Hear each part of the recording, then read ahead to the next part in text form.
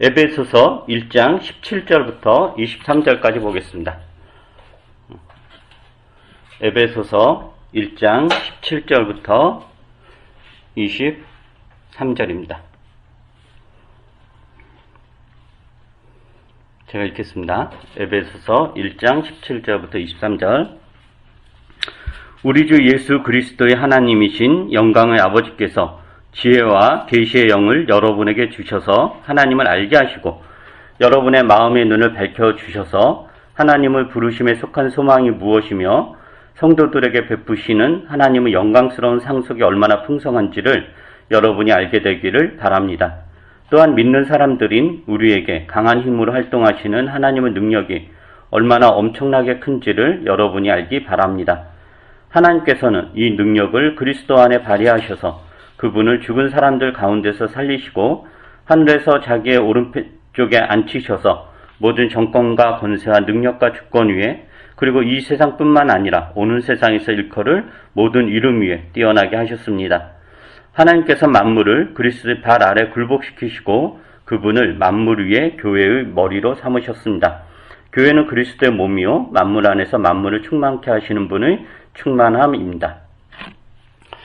오늘은 이제 우리는 무엇을 믿는가 9번째고 오늘은 이제 교회에 대한 이야기를 하려고 합니다. 기독교인이 되면 누구나 다 이제 교회를 다니죠. 물론 이제 오늘날 이제 교회에 대한 어떤 실망 때문에 교회를 거부하는, 즉 제도권 교회를 거부하는 이제 기독교인들이 있습니다만은 제도권 교회를 거부한다고 해가지고 뭐 교회 자체에 대한 거부는 아니니까 이 기독교 신앙과 이 교회는 굉장히 뗄래야 뗄 수 없는 관계입니다. 대부분의 신자들은 이제 교회를 통해서 신자의 어떤 정체성을 확인하고 자신의 신앙을 표현합니다. 우리는 교회로 모일 때마다 하나님과 우리 주 예수 그리스도에 대한 믿음과 헌신을 고백하고 또 하나님의 은혜를 교회로 모일 때마다 경험하고자 애를 씁니다. 그런데 이제 한편으로는 우리가 이제 교회에 대해서 잘 모르는 것도 같습니다. 그냥 일요일날 이렇게 시간이 나면 믿는 사람들이 모이는 것 정도로 이렇게 생각을 하기도 하죠. 그러니까 이렇게 교회로 모인다는 게 그렇게 크게 중요한 일인가? 별로 크게 의미를 두지 않는 경우도 있습니다. 그래서 오늘은 이제 우리가 너무도 익숙하지만 그래서 잘 모를 수 있는 교회에 대해서 교회로 모인다는 게 어떤 의미인가 이런 이야기를 좀 간단하게 해보려고 합니다.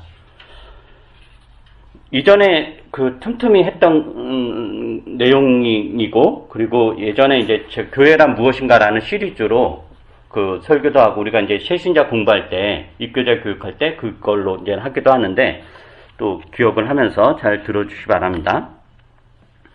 여기 계신 분들은 다들 알다시피 교회가 건물이 아니다라는 것은 너무도 잘 알 겁니다. 예를 들면 오늘 예배는 어디에서 드리는가라는 물음에 오늘은 교회에 모여서 예배 드려요 라고 하는 것은 사실 정확한 표현은 아니죠. 좀 더 정확한 표현은 오늘 예배는 어디서 드려요? 오늘 교회당에서 혹은 예배당에서 혹은 교회 처소에서 모여서 예배 드린다 라는 표현이 이제 정확한 표현일 거죠. 왜냐면은 교회라는 건 건물도 아니고 특정한 장소도 아니다 라는 건 우리가 너무 잘 알고 있죠. 또 한편 이제 교회는 어떤 제도나 종교적 형식 이런 게 아니다라는 것도 우리는 사실은 많이 들어서 알고 있습니다. 물론 이제 개신교하고 천주교 다 포함해서 기독교의 그런 많은 분파 중에서 어떤 분파는 사제 없이는 교회 없다 이렇게 이제 주장하는 교파도 있습니다. 그러니까 사제라는 건 감독 혹은 목사, 신부 이런 분들이 이야기하는 건데 그거 없이는 이제 교회가 없다라고 주장을 하기도 하죠. 즉 사제가 있어야만 교회가 이제 성립이 된다라고 하는 거예요. 그러나 우리 교회는 이제 그런 입장을 취하지는 않습니다. 그래서 특정한 형식의 예배 제도라든가 사제라든가 혹은 감독 혹은 목사 이런 성직이 있어야만 교회가 이루어진다, 교회가 된다라고 우리는 믿지 않습니다. 우리 교회가 지향하는 바죠. 그럼 우리는 교회를 어떻게 보고 있느냐? 이거는 뭐 우리만이 아니라 대부분의 그런 성경학자들이, 신학자들이 거의 통일된 의견을 가지고 있는 건데, 우리는 교회를 무엇이라고 믿냐면은 하나님 나라 백성들의 공동체라고 믿습니다. 즉 장소나 제도, 형식이 교회가 아니라 하나님 나라 백성들의 이제 공동체가 교회다라는 거죠. 근데 그 하나님 나라 백성들이 모여야 되죠. 공동체니까 모여야 되는데, 모이려면 뭐 장소도 있어야 되고, 그 나름대로 형식도 있어야 되고, 질서도 있어야 되고, 제도도 있어야 되니까, 그런 어떤 종교 형식들, 뭐 직분이라든가, 예배 순서라든가, 의식이라든가, 뭐, 그런 것들이 생긴 거지, 그거 자체가 교회를 이루는 필수 불가결한 요소라고 우리는 생각하지 않습니다. 그러면 이제 교회의 본질은 뭘까? 교회란 뭘까? 우리는 교회를 하나님 나라 백성들의 공동체라고 믿습니다. 여기서 중요한 것은 개인이 아니라 공동체다라는 거죠. 이게 교회를 이해하는 데 있어서 굉장히 중요한 요소입니다. 개인이 아니라 공동체다라는 것. 그럼 이게 어디에서 근원을 하고 있냐? 보면은 그 창세기에 보면 하나님께서 이제 사람을 만드시잖아요. 사람을 만드실 때 단수로 만들지 않고, 즉 한 명을 만들지 않고 둘로 만드셨다. 복수로 만드셨다는 거죠. 여기서 이게 숫자적인 개념이라기보다도 둘이라는 것은 공동체적 관계로 만드셨다라는 거예요. 하나님께서 아담을 만드시고 나서 홀로 있는 것이 좋지 않다고 해서 하와를 만드셨다라는 거죠. 그 말은 뭐냐면은 아담 혼자로서는 온전한 사람이 아니라는 거죠. 하와가 있어야, 즉 누가 있어야 온전한 사람이다라는 거예요. 그래서 우리는 그러니까 보통 상식적으로 첫사람이 누구냐 그러면 아담이라고 하잖아요. 그런데 이런 맥락에서 엄밀하게 이야기하자면은 첫사람은 아담이 아니라 첫사람은 아담과 하와입니다. 아담 없이는 하와도 불완전하고 하와 없이는 아담도 불완전합니다. 그러니까 아담이나 하와나 사람으로서 온전히 존재하고 기능하기 위해서 뭐가 필요하냐? 타인이 필요했다는 거예요. 그게 남자냐 여자 이런 맥락, 부부 이런 맥락이 아니라 타인이 필요했다라는 거예요. 그래서 이런 맥락에서 하나님은 사람을 개인으로 창조한 것이 아니라 공동체적 존재로, 공동체적 관계로 창조하셨다라는 거예요. 그리고 이런 공동체적 관계는 뭐의 반영이냐면은 삼위일체 하나님, 즉 공동체적 속성을 가지신 하나님의 반영이다. 그래서 사람이란 존재는, 즉 공동체적 관계로 창조된 사람이라는 존재는 하나님의 공동체적 속성을 반영해야 되는 어떤 책임이 있다라고 하는 거죠. 그게 단지 그래서 아담과 하와가 단지 뭐 남녀 관계, 부부 이런 관계가 아니라 하나님의 공동체적 관계, 공동체적 속성, 그 성품을 드러내야 하는 관계로서 만들어졌기 때문에 단수가 아니라 복수로, 즉 공동체로 창조되었다라고 하는 거죠. 이게 바로 교회의 원형이에요. 교회의 이제 씨앗이다라는 거죠. 그 다음에 이제 예수 그리스도가 어떤 일을 하셨냐. 세상을 구원하기 위해서 예수 그리스도가 이 땅에 오셨다라고 우리는 믿죠. 예수님이 세상에 오셔서 하나님 나라 복음을 전파하시고 하나님 말씀을 사셨고 또 하나님이 어떤 분이신가를 우리에게 가르쳐 주셨어요. 근데 그 일을 예수님이 혼자 하지 않았죠. 혼자 한 것이 아니라 어떻게 해요? 제자들을 부르시고 공동체를 만드십니다. 즉 세상을 구원하는 일을 예수 그리스도 혼자 하는 것이 아니라, 혼자 독단적으로 하는 것이 아니라 그 일을 제자들과 더불어 같이 하십니다.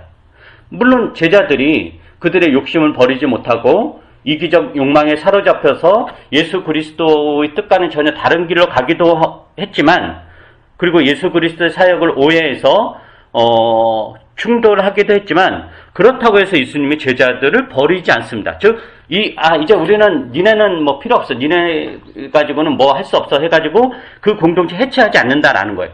끝까지 제자들을 사랑하시죠. 그리고 그 제자들의 공동체는 교회라는 공동체로 탄생을 합니다. 사도행전을 보면. 그리고 또 예수님이 이제 복음서에서 그런 이야기를 해요. 제자들이, 혹은 뭐 당시에 이제 예수님의 가르침을 듣던 사람들이 예수님에게 하나님의 나라가 어디에 있습니까? 하나님 나라를 우리에게 보여주십시오. 라고 그래요. 그러니까 예수님이 뭐라고 답변하죠? 누가복음에 보면은 하나님 나라는 여기 있다 저기 있다 말하지 못한다. 하나님 나라는 너희 가운데 있다라고 이야기해요. 너희 가운데. 근데 많은 사람들이 오해하는데 여기서 너희 가운데를 마음속으로 오해를 해요. 근데 이건 마음속이 아니라 너희 가운데라는 것은 너희 사이에라는 거예요. 즉 나와 당신 사이에 뭐가 있냐? 하나님 나라가 있다라는 거예요. 내 마음속이 아니에요. 그 심령천국이란 말은 사실은 그 잘못된 말이에요. 마음속에 하나님 나라가 있는 게 아니라 당신과 나 사이에 뭐가 있다? 하나님 나라가 있다라고 예수님이 말씀하셨다라고 하는 거죠. 즉 공동체적 관계에 뭐가 있냐? 하나님의 나라가 있다라고 하는 거예요. 그래서 구원이라든가 하나님에 대한 신앙이라든가 예수 그리스도를 따른다. 나는 예수님을 사랑한다. 예수 그리스도의 가르침을 듣는다라고 했을 때 그런 모든 것은 다 뭘 통해서 드러나야 되냐면은 공동체적 관계를 통해서 드러나야 됩니다. 그러니까 이 공동체적 관계를 떠난 그 어떤 것도 기독교 신앙은 아니다라는 거예요. 예를 들면 홀로 산에 들어가 돌을 닦는다던가 홀로 깨달음을 얻어 뭘 한다던가 이런 것은 기독교 신앙과 아무런 관련이 없습니다. 기독교 신앙은 늘 공동체적 관계에서 드러나고 이 공동체적 관계의 핵심, 가시적 수단이 뭐냐? 바로 교회다라고 하는 거죠. 이 교회가, 이런 교회가 얼마나 중요한가를 오늘 읽은 본문은 이렇게 설명을 해요. 여러분이 다시 한번 에베소서 1장 22절부터 23절을 한번 읽어보세요. 에베소서 1장 22절부터 23절을 한번 읽어보시기 바랍니다. 시작. 하나님께서는 만물을 그리스도의 발 아래 굴복시키시고 그분을 만물 위에 교회의 머리로 삼으셨습니다. 교회는 그리스도의 몸이요 만물 안에서 만물을 충만케 하시는 분의 충만함입니다. 예, 여기서 하나님께서 예수 그리스도 어떻게 하셨느냐? 22절에 보면 뭐라고 하죠? 만물 위에 교회의 머리로 삼으셨다라고 그래요. 즉 예수 그리스도를 교회의 머리로 삼으셨다라고 하는 거죠. 그 다음에 이제 23절은 뭐에 대한 설명이냐면은 22절은 예수 그리스도에 대한 설명이죠. 예수를 교회의 머리로 삼으셨다. 그럼 23절은 교회에 대한 설명인데 교회를 뭘로 이야기하냐면은 그리스도의 몸이다라고 하죠. 교회의 몸, 그러니까 그리스도의 몸. 즉 예수 그리스도는 머리이고 교회는 몸이에요. 즉 예수 그리스도와 교회의 관계를 몸과 머리와 몸의 관계를 비유한 거예요. 그런데 이제 23절 하반절에 보면 굉장히 흥미로운 표현이 나오는데 23절 하반절에 보면은 만물 안에서 만물을 충만케 하시는 분의 충만함이라고 그래요. 그럼 여기에서 전에도 몇 번 제가 이 본문을 설교를 했던 것 같은데 여기서 만물 안에서 만물을 충만케 하시는 분은 누구죠? 예수님. 예수 그리스도이죠. 만물 안에서 만물을 충만케 하시는 분이 예수 그리스도예요. 근데 그 다음 바로 단어가 나오죠. 만물 안에서 만물을 충만케 하시는 분의 충만함은 누굴 이야기하는 거죠? 교회. 그렇죠. 교회죠. 교회요. 그러면 이건 뭐냐면은 예수 그리스도는 어떤 분이시냐? 만물 안에서 만물을 충만케 하시는 분이에요. 그런데 그분을 충만케 하시는 그분을 충만케 하는 또 존재는 누구냐? 라고 했을 때 교회다라고 하는 거죠. 그것을 머리와 몸의 관계로 비유한 거예요. 그러니까 쉽게 설명하면 이거예요. 우리가 이제 신체로 따지면, 여러분 뭐 신체를 생각을 해보세요. 온전한 사람, 그건 뭐 충만한 사람, 이렇게 표현할 수도 있어요. 그러니까 정신적인 거 말고 비유니까. 그러니까 신체로 따지면 온전한 사람은 머리만 있는 사람인가요? 아니면 몸만 있는 사람인가요? 머리와 몸이 둘 다 있어야 돼요. 그죠? 기본이죠. 그런데 머리와 몸이 어떻게 있어야 되느냐? 균형이 맞아야 되죠. 균형이. 예를 들면 머리는 저 인왕산처럼 엄청나게 커요. 근데 몸은 젓가락처럼 이쑤시개처럼 이렇게 정말 작아요. 그걸 상상을 해보세요. 그게 온전한 사람이라고 할 수 있는, 지탱할 수 있느냐? 안 된다는 거죠. 그죠? 반대로 머리는 달걀만 해요. 근데 몸은 무슨 잠실 롯데타워, 저 63빌딩처럼 그렇게 크다면 그것 또한 온전한 사람이라고 할 수 없죠. 즉 머리와 몸이 온전한 사람이 되기 위해서는 머리에 걸맞게 몸도 균형을 맞춰야 되고 또 이 몸에 걸맞게 머리도 이제 균형을 맞춰야 된다라고 하는 거죠. 그게 이제 온전한 사람이다라고 할 수 있어요. 그런데 예수 그리스도는 어떻게 되셨냐면은 교회의 머리가 되셨다라고 하는 거예요. 근데 예수 그리스도는 더 이상 충만할 게 없는 분이죠. 이미 만물 안에서 모든 만물 충만케 하시는 분이니까 그분 자체로 온전한데 그분 밑에 달려있는 몸은 그렇지 않다라고 하는 거죠. 그래서 그 몸이 온전해지지 않으면, 그 몸이 그 머리의 수준에 맞게 자라지 않으면은 예수 그리스도는 온전해지지 않는다라는 게 지금 이 이야기인 거예요. 그러니까 예수 그리스도는 나는 교회와 즉 하나님 나라 백성들과 하나가 되신 거예요. 운명 공동체가 되신 거예요. 그래서 교회의 충만함 없이, 즉 하나님 나라 백성들의 공동체, 그 충만함 없이 나도 충만해지지 않겠다라고 작정을 하신 거죠. 그래서 예수 그리스도는 교회에 대한 책임이 당연히 있지만 교회 역시도 예수 그리스도에 대한 책임이 있다라고 하는 거죠. 그래서 우리가 교회로 모이고 교회를 이루고 교회를 통해서 계속적으로 하나님 나라를 드러내고 하나님 백성을 산다는 것은 그냥 내가 신자로서 온전하게 산다, 올바르게 산다 이런 것만이 있는 것이 아니라 지금 머리 대신 예수 그리스도를 충만하게 하는, 그것을 온전하게 하는 행위다라는 거예요. 이런 맥락에서 교회로 참여한다는 것은 굉장히 중요한 거다라고 하는 거죠. 그렇다면 우리가 이제 생각을 해야 되는 교회의 그런 목적이나 목표는 뭔가? 당연히 예수 그리스도의 수준처럼 되는 거예요. 예수 그리스도의 그 성품까지 잘하는 거죠. 이게 이제 몸과 비유로, 머리와 몸의 비유로 따지자면은 머리에 걸맞는 몸이 되는 것. 이게 이제 교회의 목적이에요. 이것을 이제 성경은 어떻게 표현하냐면 에베소서 한번 다시 보세요. 에베소서 5장. 에베소서 5장 26절, 27절을 한번 여러분이 읽어보세요. 에베소서 5장 26절, 27절. 시작. 그리스도께서 그렇게 하신 것은 교회를 물로 씻고 말씀으로 깨끗하게 하여서 거룩하게 하시려는 것이며 티나 주름이나 또 그와 같은 것들이 없이 아름다운 모습으로 교회를 자기 앞에 내세우시려는 것이며 교회를 거룩하고 흠이 없게 하시려는 것입니다. 예, 티나 주름 없이 거룩하고 흠이 없게 되는 것, 아직은 그렇지 않다는 거죠. 그렇지 않다는 거예요. 그렇게 해가는 게 교회의 목적이다, 방향이다 라는 거고, 그래서 성경은 머리에까지 자라는 것, 그리스도 수준까지 자라는 것, 이렇게 이제 다양하게 표현을 해요. 그럼 이제 생각을 해야 될 건 뭐냐면은 우리가 그러니까 성장을 해야 된다는 거예요. 이 머리는 온전히 다 성장이 된 거예요. 이 머리에 걸맞게 우리 몸인 교회가 우리가 성장을 해야 되는데, 이 성장하려면 무기가 수단이 있어야 되잖아요. 도구가. 그럼 그 도구가 뭔가 이거예요. 오늘 방금 읽은 에베소 5장 26절에 보면은 어떤 표현이 나오냐면은 말씀으로 깨끗하게 씻어서, 이런 표현 나오죠. 말씀으로. 한번 보세요.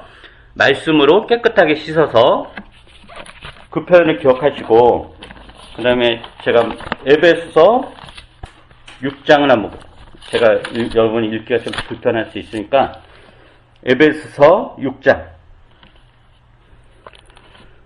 에베소 6장 13절부터 17절인데 우선 기니까 17절을 제가 읽어드릴게요. 에베소서 6장 17절. 그리고 구원의 투구를 받고 성령의 검 곧 하나님의 말씀 받으십시오. 이거는 어떤 거냐면은 에베소 6장 10절부터는 어떤 이야기냐면은 사도 바울이 에베소 교우들에게 너희가 이제 세상과 악한 세상과 싸워야 되는데, 그 악한 세상과 싸우려면 내가 무장을 해야 되잖아요. 그 무장은 이제 군사 용어로 이제 비유를 한 거예요. 그런데 군사 용어로 비유하면서 예를 들면 진리의 허리띠로 허리를 동이고 정의의 가슴막이로 가슴을 가리고 버텨 서라. 발에는 평화의 복음을 전할 차비하고 이 모든 것에 더해서 믿음의 방패. 즉 나름대로 내가 다치지 않도록 갑옷을 입으라고 하는 거죠. 그 갑옷을 여러 가지로 이제 표현하는 거예요. 그리고 나서 17절에 어떤 이야기 하냐면은 구원의 투구를 받고, 이 투구가 하는 역할은 머리를 보호하는 거잖아요. 그죠? 그 다음에 성령의 검. 이 검이 뭐냐면, 다른 거는 다 나를 방어하는 거예요. 그러니까 다 방어하는 건데, 검은 뭐냐면은 유일한 공격용 무기죠. 그러니까 유일하게 휘두를 수 있는 거예요. 휘두를 수 있는 게 검인 거예요. 근데 검을 뭘로 비유했냐면은 하나님 말씀. 하나님 말씀이다라는 거예요. 즉, 교회의 유일한 무기가 뭐냐면은 하나님은 말씀이다라고 하는 거죠. 아까 에베소 5장 26절에서는 말씀으로 깨끗하게 씻었어. 그러니까 교회의 목적이 뭐라 그랬어요? 거룩하고 흠이 없고 주름이 없고 깨끗하게 되는 것. 그건데 그럼 뭘로 깨끗해지고 뭘로 흠이 없고 뭘로 주름을 없애느냐? 에베소 5장 26절에는 말씀으로 라는 거고, 에베소 6장 17절에서는 역시 검, 하나님의 말씀이라고 하는 거예요. 그다음 또 하나 보죠. 사도행전 한번 보세요. 사도행전 20장.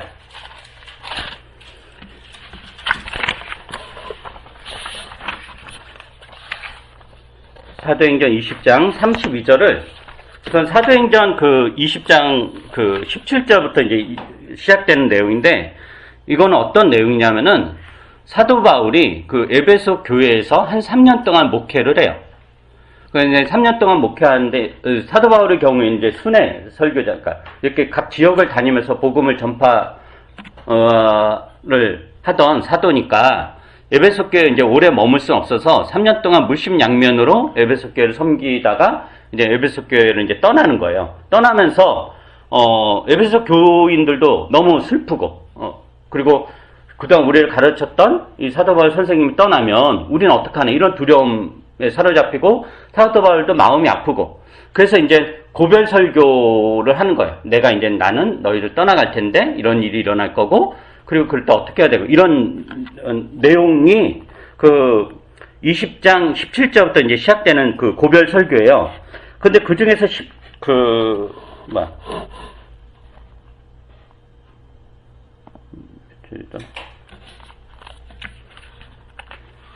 32절에 보면은 20장 32절을 제가 읽어볼게요. 나는 이제 하나님과 그의 은혜로운 말씀에 여러분을 맡깁니다. 하나님의 말씀은 여러분을 튼튼히 세울 수 있고 거룩하게 된 모든 사람들 가운데서 여러분으로 하여금 유업을 차지하게 할 수 있습니다. 그래요. 그러니까 여기서도 사도 바울은 지금 에베소 교회를 떠나요. 그 앞에 어떤 막 온갖 이리들이 에베소 교회를 해치려는 온갖 사람들이 일어나서 에베소 교회를 무너뜨리려고 공격하려고 애를 쓰고 그런 사람 많이 일어나고 너희가 박해를 받을 거다. 그럴 때 너희를 지키는 무기가 뭐냐 그랬을 때 사도 바울은 하나님의 말씀이다라고 그래요. 그래서 나는 떠나지만 나는 너희는 뭐에 맡기냐? 하나님의 말씀에 너희들을 맡긴다라고 하는 거죠. 그래서 이런 맥락에서 교회의 무기는 무슨 재력이나 권력이나 사회적 지위, 그 교회에 얼마나 대단한 사람들이 나오느냐 이런 것이 아니라 그 교회에 하나님의 말씀이 살아있느냐, 하나님의 말씀이 그 교회를 이끌어가느냐, 그 교회에 속한 신자들이 하나님의 말씀을 최고의 가치로 두며 그 말씀을 따르고 순종하려고 애쓰는가.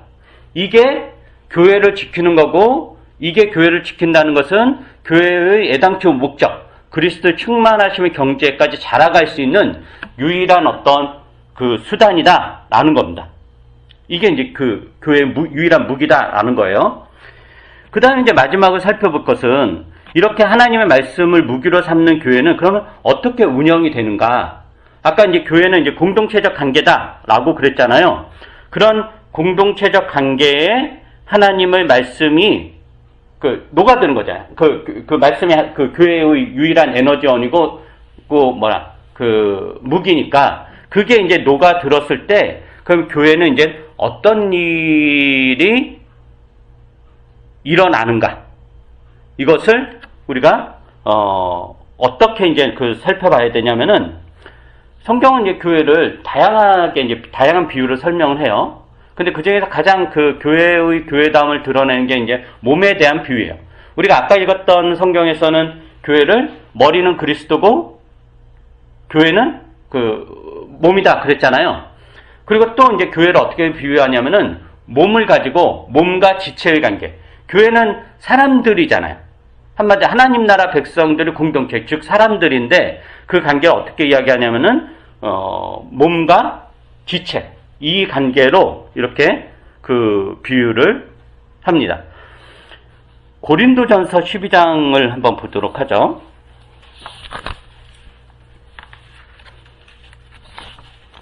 고린도전서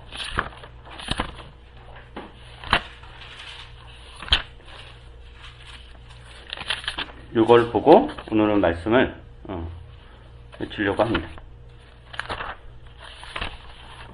고린도전서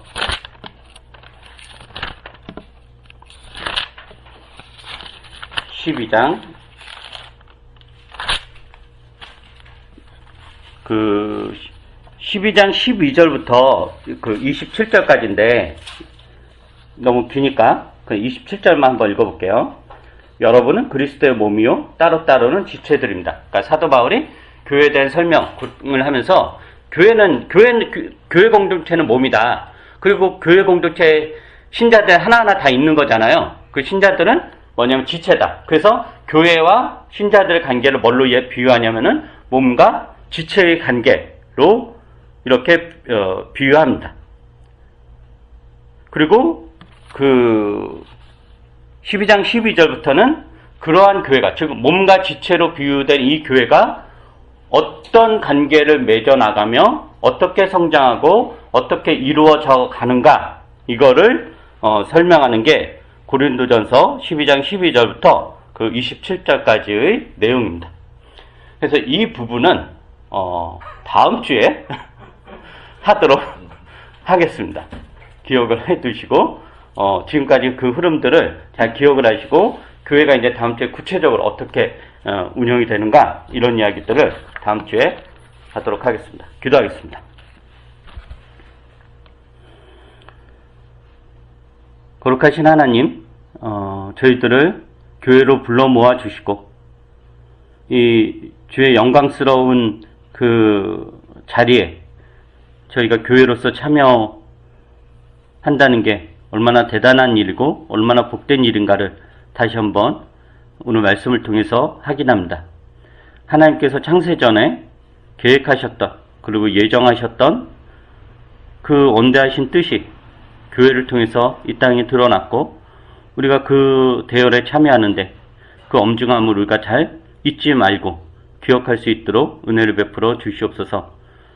그래서 우리 교회 교우들이 교회로 모이고 교회에 참여하고 이것을 허투루 여기지 않고 굉장히 중요한 일로 여길 수 있도록 은혜를 베풀어 주시옵소서. 감사드리며 예수님 이름으로 기도합니다. 아멘.